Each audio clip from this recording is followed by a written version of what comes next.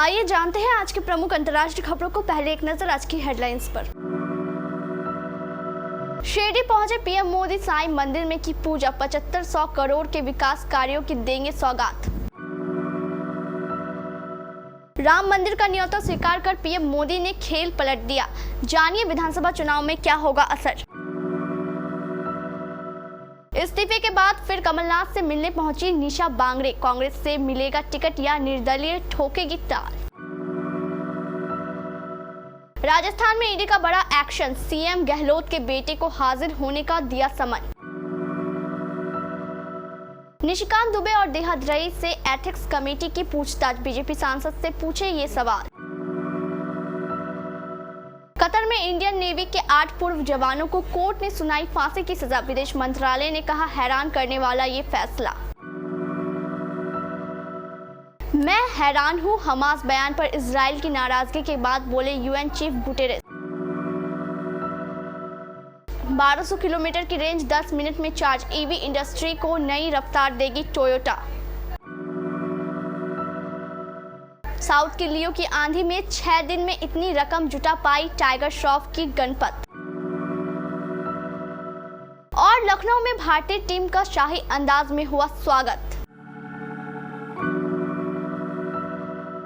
प्रधानमंत्री नरेंद्र मोदी महाराष्ट्र के शिरडी पहुंच चुके हैं। शिरडी के साईं बाबा मंदिर में पीएम मोदी ने पूजा की। वह शिरडी में करीब 7500 करोड़ रुपए की परियोजनाओं का लोकार्पण और शिलान्यास भी करेंगे।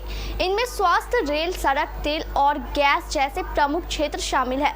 शिरडी के साईं बाबा मंदिर में पूजा करने के बाद पीएम मोदी मंदिर में दर्शन के लिए बनाई गई लाइन परिसर का भी उद्घाटन करेंगे। इसके बाद वह नीलवंडे बांध का जल पूजन करेंगे और बांध के नहर नेटवर्क को राष्ट्र को समर्पित करेंगे। इस दौरान पीएम मोदी के साथ महाराष्ट्र के राज्यपाल रमेश बैस, मुख्यमंत्री एकनाथ शिंदे, डिप्टी सीएम देवेंद्र फडणवीस और अजित पवार भी मौजूद रहे। शिरडी में दोपहर करीब 3:15 बजे पीएम मोदी एक सार्वजनिक कार्यक्रम में शामिल हुए, जहां वह स्वास्थ्य, रेल, सड़क, तेल और गैस जैसे क्षेत्रों में करीब 7500 करोड़ रुपए की कई विकास परियोजनाओं का उद्घाटन एवं शिलान्यास करें। 5 राज्यों में विधानसभा चुनाव का बिगुल बज चुका है। हाल में हुए सर्वे बताते हैं कि मध्य प्रदेश और राजस्थान में मुकाबला कड़ा है। इन दोनों राज्यों में बीजेपी और कांग्रेस के बीच कांटे की टक्कर होने वाली है। चुनावी मौसम में राम मंदिर में रामलला के विराजमान होने की डेट भी आ गई है। प्रधानमंत्री नरेंद्र मोदी ने प्राण प्रतिष्ठा समारोह में शामिल होने का न्योता स्वीकार कर लिया है। जनता के बीच भी रामलला के प्राण प्रतिष्ठा की चर्चा हो रही है। इन 5 राज्यों में नवंबर में वोटिंग होगी और उस समय राम मंदिर में होने वाले समारोह की सरगर्मी भी अपने चरम पर होगी। चुनाव में भगवान राम की एंट्री कांटे की टक्कर में पलड़ा बीजेपी की तरफ झुकता जा रहा है। विधानसभा चुनाव से पहले चलने वाले अभियान का असर मध्य प्रदेश और राजस्थान में प्रभावी हो सकता है। लोकसभा चुनाव 2024 से पहले चुनावी राज्यों में राम के नाम का फायदा बीजेपी को मिल सकता है। मध्य प्रदेश विधानसभा चुनाव में छतरपुर की डिप्टी कलेक्टर निशा बांगड़े और उनका इस्तीफा खूब सुर्खियों में आ रहा है। यह अध्याय अभी पूरी तरह खत्म नहीं हुआ है। दरअसल निशा बांगड़े के इस्तीफे के इंतजार में कांग्रेस पार्टी ने बैतूल जिले की आमला सीट पर आखिरी लिस्ट तक उम्मीदवारों के नाम का ऐलान नहीं किया था। वहीं जब आखिरकार कांग्रेस ने इस सीट पर मनोज मालवीय के नाम का ऐलान किया तो अगले ही दिन सरकार की तरफ से निशा बांगड़े का इस्तीफा भी मंजूर हो गया। अब इस्तीफा मंजूर होने के बाद निशा बांगड़े कांग्रेस पार्टी के मध्य प्रदेश प्रमुख कमलनाथ से लगातार मुलाकात कर रही है। इन्हीं मुलाकातों को लेकर कयास लगाए जा रहे हैं कि कांग्रेस पार्टी आमला सीट पर उम्मीदवार बदलते हुए बांगड़े को मौका दे सकती है। गुरुवार को कमलनाथ से मुलाकात के लिए पहुंची निशा बांगड़े ने इन अटकनों पर चर्चा करते हुए कहा कि उनकी कमलनाथ से मुलाकात के दौरान इस पर चर्चा हुई थी। इसके जवाब में कमलनाथ ने केंद्रीय नेतृत्व की राय के बाद निर्णय लेने की बात कही। अब गुरुवार को निशा बांगड़े जब कमलनाथ से मिलने पहुंची तो उन्होंने कहा कि केंद्रीय नेतृत्व से उनकी बातचीत हो गई होगी और अब वो पार्टी की राय जानने के लिए पहुंची हैं।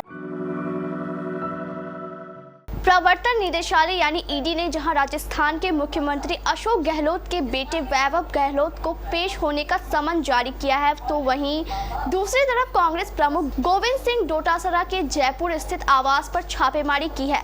वैभव गहलोत को विदेशी मुद्रा प्रबंधन अधिनियम में कथित अनियमितताओं के मामले में पूछताछ के लिए 27 अक्टूबर को तलब किया गया। वहीं डोटासरा के यहां ईडी छापेमारी पेपर लीक मामले में हो रही है। खबर के मुताबिक जयपुर के साथ साथ यह छापेमारी सीकर में भी की जा रही है। कांग्रेस अध्यक्ष मल्लिकार्जुन खड़गे ने ईडी के इस एक्शन पर एक्स पर पोस्ट करते हुए लिखा, चुनाव आते ही ईडी, सीबीआई, आईटी आदि भाजपा के असली पन्ना प्रमुख बन जाते हैं। कैश फॉर क्वेरी मामले में टीएमसी सांसद महुआ मोइत्रा की मुश्किलें बढ़ती जा रही है। संसद की एथिक्स कमेटी ने महुआ को 31 अक्टूबर को पेश होने के लिए समन भेजा है। कमेटी के अध्यक्ष विनोद सोनकर ने बताया कि हमने बीजेपी सांसद निशिकांत दुबे और वकील जय आनंद देहाद्रई को पूछताछ के लिए बुलाया था। इस मामले की गंभीरता को देखते हुए समिति ने महुआ मोइत्रा को बुलाने का फैसला किया है। उन्हें 31 अक्टूबर को पेश होने के लिए कहा गया है। एथिक्स कमेटी ने दर्शन हीरानंदानी, महुआ मोइत्रा और वकील जय आनंद देहाद्रई के बीच हुई बातचीत का पता लगाने के लिए इनकम टैक्स और गृह मंत्रालय को चिट्ठी भेजी है, ताकि इस मामले में पूरी जानकारी मिल सके। समिति के समक्ष पेश होने के बाद बीजेपी सांसद निशिकांत दुबे ने कहा कि आज एथिक्स कमेटी ने पूछताछ के लिए बुलाया था।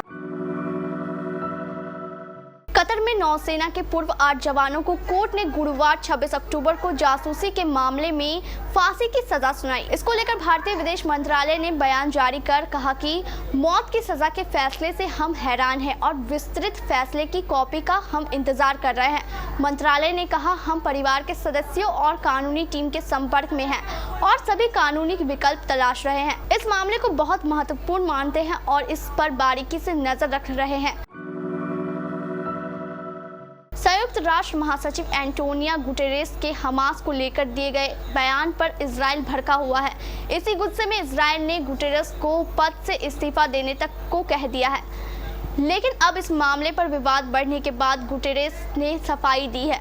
गुटेरेस ने कहा कि उनके बयान को गलत संदर्भ में लिया गया। मेरे कहने का मतलब ये नहीं था कि वो हमास के हमलों को सही ठहरा रहे हैं। संयुक्त राष्ट्र सुरक्षा परिषद के बाहर मीडिया से बात करते हुए उन्होंने कहा कि मैं हैरान हूँ, मेरे बयान का गलत मतलब निकाला गया, जैसे कि मैं हमास के आतंकी कृत्यों को सही ठहरा रहा हूँ। ये पूरी तरह गलत है। मेरा मानना है कि बातों को सही तरीके से रखना जरूरी था, खासकर पीड़ितों और उनके परिवारों के सम्मान में। दरअसल गुटेरेस ने कहा था कि 7 अक्टूबर को हमास की ओर से किए गए हमले अचानक नहीं हुए थे। इस पर इजराइल ने कड़ी आपत्ति जताई थी। संयुक्त राष्ट्र में इजराइल के राजदूत गिलाद एरदान ने गुटेरेस के इस्तीफे की मांग कर दी थी। जापानी वाहन निर्माता टोयोटा इलेक्ट्रिक वाहनों के लिए मौजूदा बैटरी के जैसी ही एक सॉलिड स्टेट बैटरी बनाने की तैयारी में जुटी है और इस मामले में वो काफ़ी हद तक लक्ष्य के करीब पहुंच चुकी है। टोयोटा की ये बैटरी रेंज और चार्जिंग के मामले में मौजूदा बैटरियों के मुकाबले काफ़ी बेहतर होगी। फिलहाल कंपनी इस खास बैटरी और तकनीक पर काम कर रही है और यदि सब कुछ ठीक रहा तो सॉलिड स्टेट बैटरियों का बड़े पैमाने पर उत्पादन 2027 या 2028 तक शुरू हो सकता है। टोयोटा ने हाल ही में कहा है कि एक ऐसी उपलब्धि पर पहुंच गया है जो इन बैटरियों की लागत और आकार को आधा कर सकता है। पिछले हफ्ते 3 बड़ी फिल्में रिलीज हुई, जिसमें साउथ की 2 मूवी विजय थलापति की लियो और रवि तेजा की टाइगर नागेश्वर राव के अलावा बॉलीवुड एक्टर टाइगर श्रॉफ और कृति सेनन की गणपत का नाम शामिल है।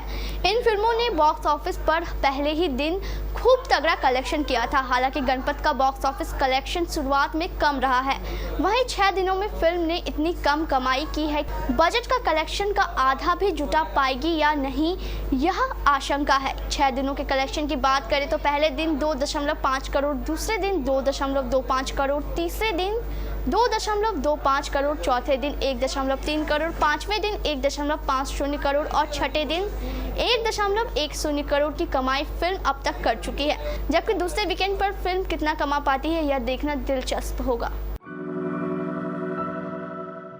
आईसीसी वनडे विश्व कप 2023 में भारतीय टीम का जलवा बरकरार है। टीम इंडिया इस विश्व कप में अभी तक तीनों डिपार्टमेंट में भारत का अब अगला मैच डिफेंडिंग चैंपियंस इंग्लैंड से 29 अक्टूबर को लखनऊ में होगा। यह मैच टीम इंडिया के लिए बेहद ही अहम होने वाला है, क्योंकि भारतीय टीम इंग्लैंड के खिलाफ जीत हासिल कर सेमीफाइनल के लिए अपनी स्थिति और मजबूत कर लेगी।